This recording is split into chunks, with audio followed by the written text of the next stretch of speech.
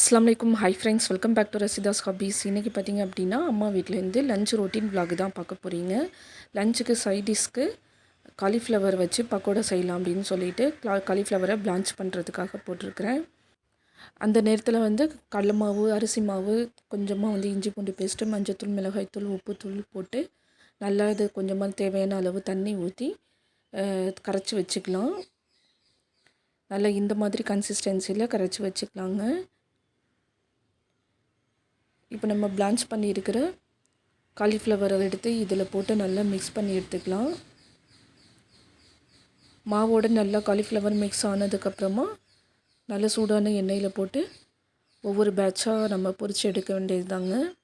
இந்த காலிஃப்ளவர் பக்கோடா வந்து காலிஃப்ளவர் 65 மாதிரி நல்லா டேஸ்ட்டாக இருக்கும். இந்த காலிஃப்ளவர் பக்கோடா பார்த்திங்க அப்படின்னா தயிர் சாதம், சாம்பார் சாதம், ரசம் சாதம் இதுக்குல்லாமே நம்ம சைட் டிஷ்ஷாக தொட்டுக்கிட்டு சாப்பிட்லாம். அப்படி இல்லைன்னா ஈவினிங் டைமில் ஸ்நாக்ஸாக கூட நம்ம சாப்பிட்லாம், டீயோட காஃபியோட.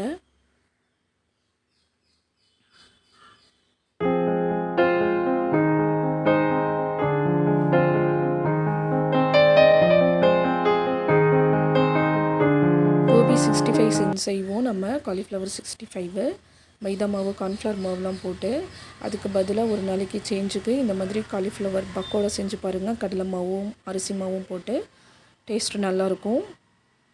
இப்போ அடுத்ததாக பார்த்திங்க அப்படின்னா இதெல்லாம் பொரித்த எண்ணெயிலேயே கொஞ்சமாக கருவேப்பிலை போட்டு அதையும் நல்லா பொரித்து எடுத்துக்கலாங்க. இந்த பொரித்த கருவேப்பிலையை காலிஃப்ளவர் பக்கோடாவில் போட்டு நல்லா மிக்ஸ் பண்ணி கிட்ஸுக்கு எல்லாத்துக்குமே நம்ம வந்து சாப்பிட்றதுக்கு கொடுத்துடலாம். இன்றைக்கி லஞ்சுக்கு ஒயிட் ரைஸு, முள்ளங்கி கத்திரிக்காய் போட்டு சாம்பார், தொட்டுக்கிறதுக்கு இந்த காலிஃப்ளவர் பக்கோடாவும் முருங்கைக்காய் மசாலா கறியும் தான் செஞ்சுருந்தோம். இப்போ அடுத்து தான் நம்ம முருங்கைக்காய் மசாலா கறி எப்படி செய்கிறதுன்னு பார்க்கலாங்க. அதுக்கு ஒரு கடாயில் 3 டேபிள் ஸ்பூன் தேங்காய் எண்ணெய் ஊற்றி எண்ணெய் சுடானதுக்கப்புறமா 2 வெங்காயம் கட் பண்ணி போட்டு நல்லா வதங்கினதுக்கப்புறமா தேங்காய் பாலில் மிளகுத்தூள், மஞ்சத்தூள், ஜீரகத்தூள், 1 டேபிள் ஸ்பூன் மல்லித்தூள், 1/2 டீஸ்பூன் வந்து மிளகாய்த்தூள் போட்டு வதங்கின வெங்காயத்தில் இந்த மசாலா தூளோட தேங்காய் பாலையும் சேர்த்து நல்லா கொதிக்க விட்டுருலாங்க. தேவையான அளவு உப்பையும் போட்டு இந்த தேங்காய் பால் நல்லா மசாலாவில் பச்சை வாசனையெல்லாம் போய் நல்லா கொதி வந்ததுக்கப்புறமா கழுவி கட் பண்ணி வச்சுருக்கிற முருங்கைக்காயை இதில் போட்டு நல்லா வேக விட்டுடலாம். ஒரு 15 நிமிஷத்துக்கு அடுப்பை சிம் பண்ணி வச்சுட்டு மூடி போட்டு வேக விட்டோம் அப்படின்னா நல்லா இந்த மாதிரி வத்தி வந்துடும். இப்போது முருங்கைக்காய் மசாலா கறி சூப்பராக டேஸ்டியாக ரெடி ஆகிடுச்சுங்க. தேங்காய் பால்லையே வெந்ததுனால நல்லா டேஸ்ட்டாக இருக்கும். அடுத்ததாக பார்த்திங்கன்னா வீட்டில் வந்து கடாரங்காய் இருந்தது. அதுதான் வந்து எங்கள் அம்மா வந்து இப்போது குட்டி குட்டியாக வந்து கட் பண்ணிகிட்ருக்குறாங்க இதில் ஊறுகாய் போடுறதுக்காக. இன்றைக்கி வந்து ஊறுகாய் போடலை, ஏன்னா வந்து இதை வந்து கட் பண்ணி வச்சுட்டு ஒரு 3 நாளைக்கு வந்து உப்பு போட்டு நல்லா குலுக்கி விட்டாங்க அப்படின்னா அடுத்த நாள் அதுக்கு 3 நாள் கழித்து தான் வந்து இது மசாலா போட்டு ஊறுகாவை ரெடி பண்ணுவாங்க.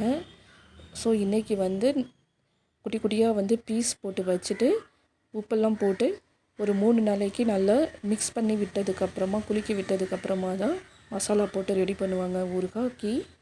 அவ்வளோதான் ஃப்ரெண்ட்ஸ், இந்த vlog நான் இதோட முடிச்சுக்கிறேன். இந்த vlog உங்களுக்கு பிடிச்சிருந்தால் லைக் பண்ணி, ஷேர் பண்ணி, சப்ஸ்கிரைப் பண்ணுங்கள். இந்த மாதிரி வீடியோஸ் பார்க்குறதுக்கு தொடர்ந்து சப்போர்ட் பண்ணுங்கள். தேங்க்ஸ் ஃபார் வாட்சிங். Bye friends.